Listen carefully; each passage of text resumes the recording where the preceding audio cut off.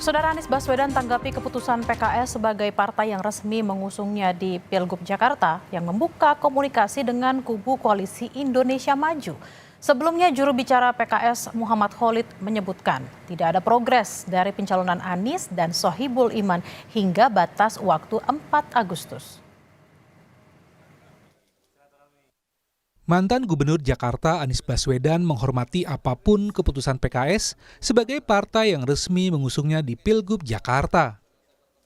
Pernyataan ini disampaikan Anies usai PKS memilih untuk berkomunikasi dengan Koalisi Indonesia Maju yang hampir pasti mendukung Ridwan Kamil sebagai Cagup Jakarta. Anies menyebut dirinya tak pernah tahu soal adanya deadline 4 Agustus 2024 untuk mengumpulkan koalisi dan tiket untuk pendaftaran Pilgub Jakarta.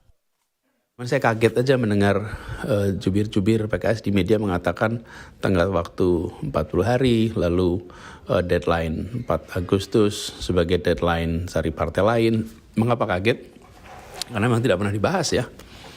Dan setahu saya memang tidak pernah ada deadline soal SK dari partai lain.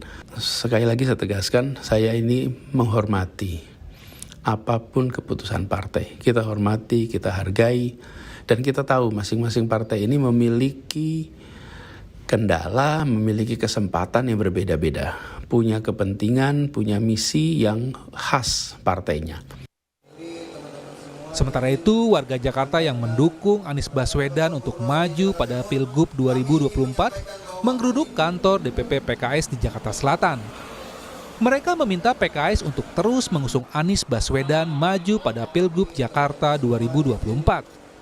Selain PKS, pendukung Anies ini akan terus menggelar aksinya ke partai koalisi yang mendukung Anies seperti PKB dan Nasdem.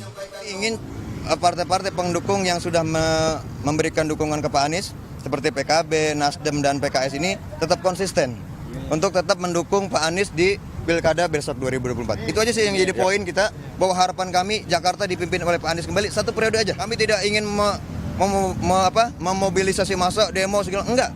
Kami datang ke PKS dengan baik, kami ingin menyampaikan aspirasi kami bahwa kami bersama warga mendukung partai-partai pendukung untuk mengusung Pak Anies di Pilkada 2024.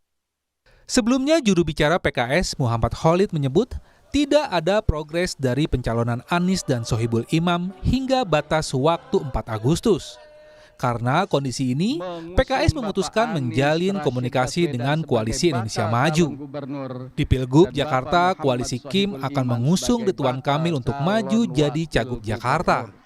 Jadi kita memiliki, tadi saya sampaikan, 2 kerangka kerja. Kerangka kerja yang pertama adalah kita mengusung Anies Sohibul Iman, dan itu dalam kerangka kerja itu dibuat term and condition 25 Juni sampai 4 Agustus.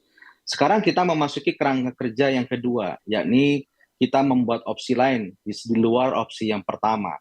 Opsi yang kedua ini salah satunya kita membangun komunikasi dengan Koalisi Indonesia Maju. Kerja yang pertama ini kan tidak running well, tidak berjalan sesuai yang kita harapkan. Sampai detik ini belum ada satupun partai yang secara official tertulis memberikan SK rekomendasi untuk majunya Mas Anies. Sebelumnya, PKS bilang Anies sudah melewati batas 40 hari yang diberikan oleh PKS.